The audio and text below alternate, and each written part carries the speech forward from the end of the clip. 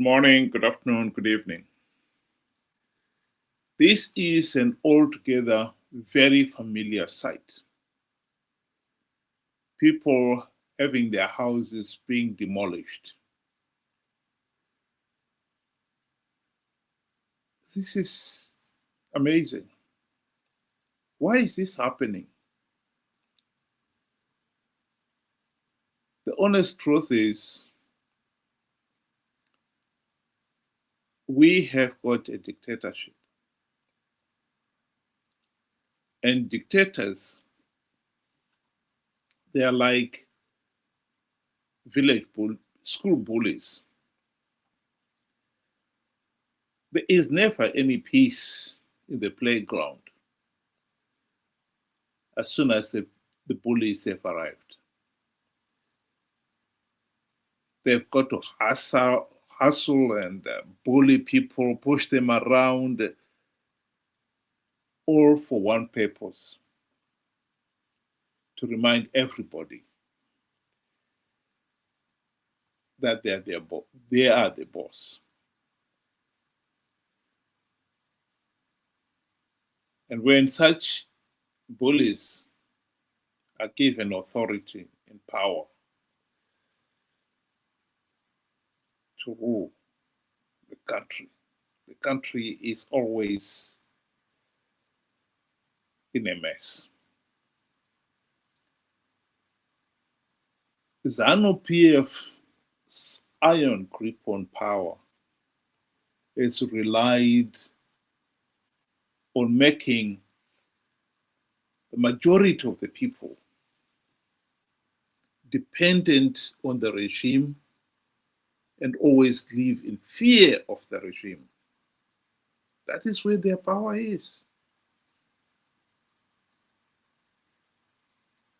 The chaos and disruption that is constantly happening in the country is part and parcel of Zanu PF retaining power.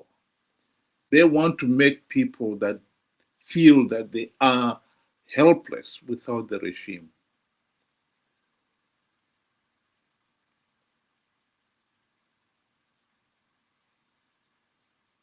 They are keeping people poor. They are denying people basic fundamental rights for their own selfish political gain. That is it. This is a pitiful sight.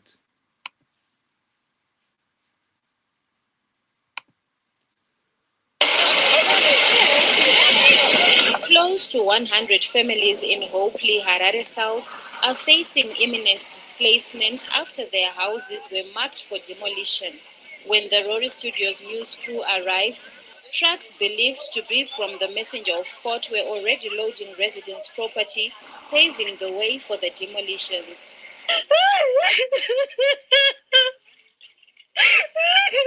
Emotional scenes unfolded in Hopely as women and children broke down in tears, watching their household property being loaded onto trucks.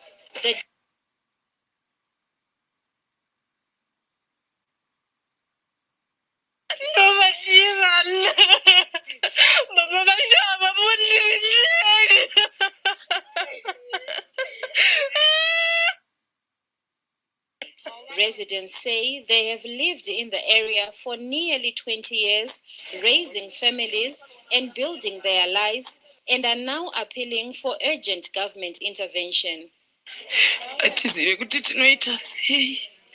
Ngoti from Norway vanhu vongouya kutaura kuti nzvimbo ndedu. Hatina kwekuenda, hatina kana bepa rauya. 20 meters dzanga vakangoti tichengete tanga takangochengeta, but all of a sudden vangouya nemotikari kutonzi kubvai muendi. Hatina dambudziko kugara kwese kwataita, takachengetedzeka kusvika patiri nhasi uno. Asi nhasi uno tadzimbika namwoyo yedu, tikushaziva kuti toenda kupi, tonangapi, nekuti hatina tarisiro nekusangana netsaona yakadai. Asi tangokumbira kuti nyika, vakuru venyika vatibatsirewo, vatipe rubatsiro, vatipe pekugara. Ivo havana kumbotipawo kana nguva yekuti tiwane kumarongedzero kana kuti maitiro. Saka zvinhu zviri kutotishamisawo kuti tangomuka takungonzi zvinhu ngazvibve. Saka zvinhu zvinotirwadza, zviri kutishungurudza. Taikumbirawo hurumende Harare South Member of Parliament Trimo Kanopula visited the affected families and expressed concern over the situation. He appealed to government to urgently provide alternative accommodation. Dambudziko irauya panguva yakaoma. Vanhu vasina kwekuti vaende vagare. Uyezve makatasa mamiriro aita denga nemacyclone. Mvura yadzoka pane vana vadiki makatasa maproperties. Saka tiri kukumbirawo kuna minister vedu velocal government vagaro kuti dai zvaibvira vanhu ivava vakwanisa kuakomodetwa muproperty iyoyi yakanga vakachengeta kwemakore, sezvo property iyoyi kuti ikwanise kuitwa basa yanga yakatochengetwa nevanhu ivava. In 2025, government halted all demolitions to protect vulnerable communities. Residents are now questioning why the directive appears to have been reversed. As rain clouds continue to gather, families in Hopely remain in limbo, hoping authorities will intervene before more homes are lost. What is so annoying here is that these people have lived there and built houses for 20 years.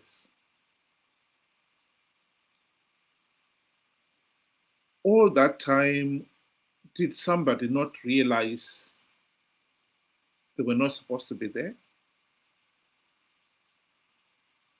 Why were they allowed to build homes and live there for 20 years? And nothing was done. And now all of a sudden, somebody comes along and says, no, you were not supposed to be there. And this is not the first time we've seen this happen. This has happened again and again and again. Zanu PF has used fear and insecurity as a weapon.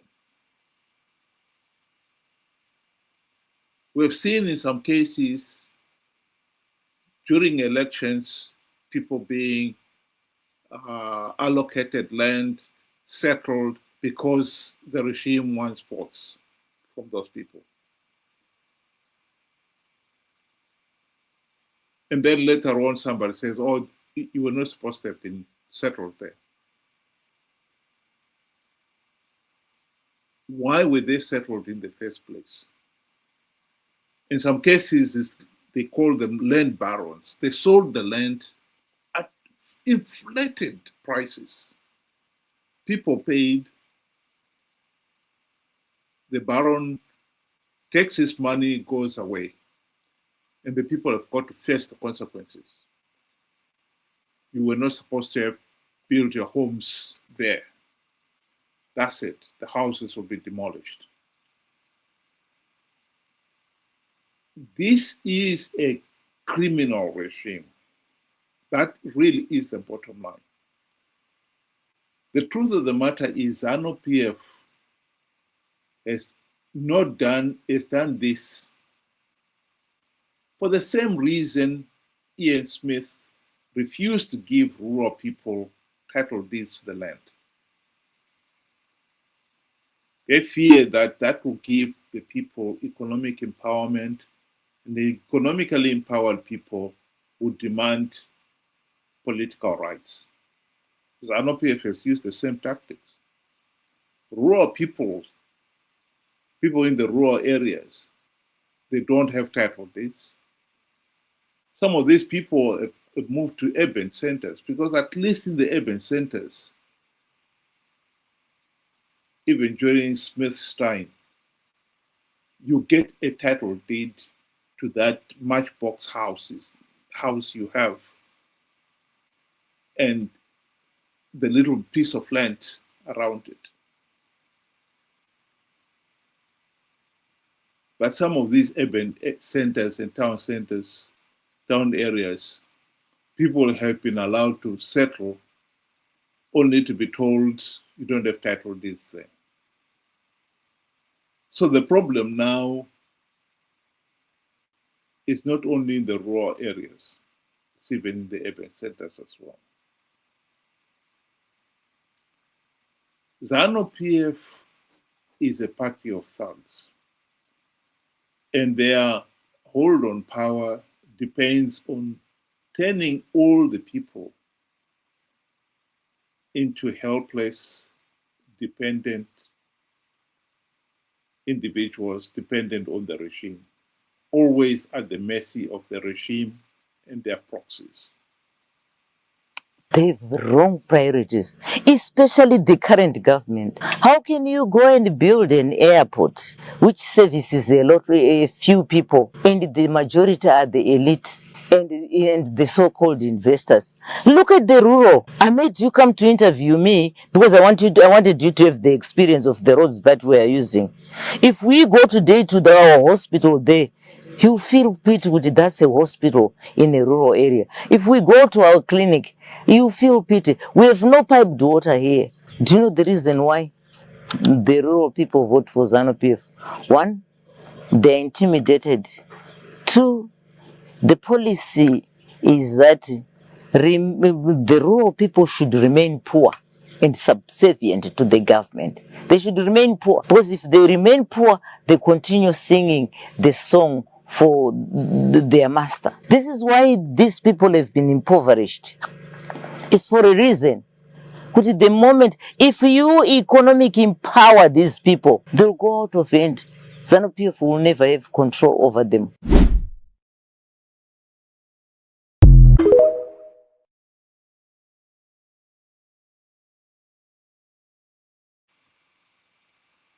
The truth of the matter is, Zanu PF would want to see these people suffer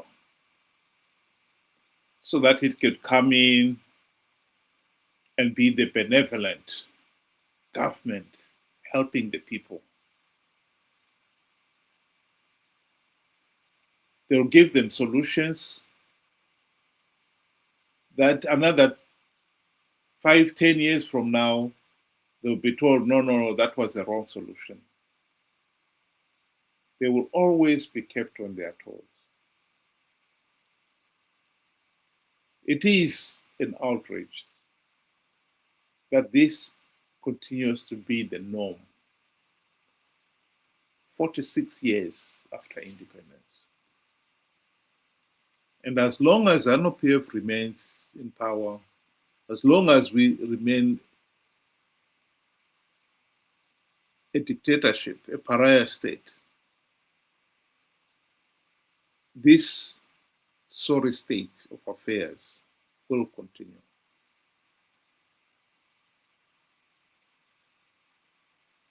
Zimbabwe is a failed state because we have a regime that is benefiting from keeping it that way.